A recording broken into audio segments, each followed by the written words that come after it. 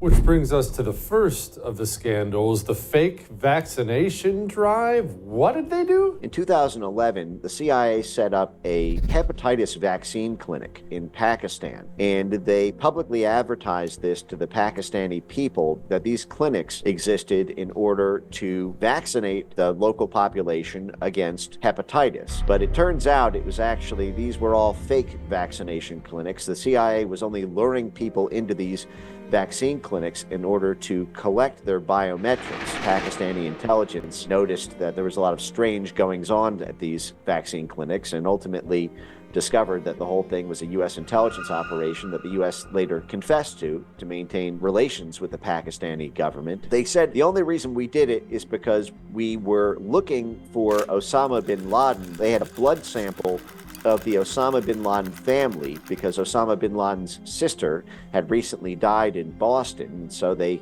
collected her blood and they tried to collect basically the blood of everyone in Pakistan to identify their way up to the Osama bin Laden family. But of course, even that cover story, as scandalous as that is on its own, I think is quite a whopper of a lie unto itself. You see, as this was playing out, David Petraeus had announced in a doctrine that he called identity dominance, which was part of U.S. counterinsurgency doctrine. And so while the U.S. military had announced that they wanted 85% of the country's DNA and eyeballs so that they would be able to have identity dominance and pick out anyone in a crowd, be able to instantly ID anyone who was a troublemaker. They were running these vaccine clinics in order to collect that. If they were busted in Pakistan, there's an open question of how many vaccine clinics were playing this role around the world.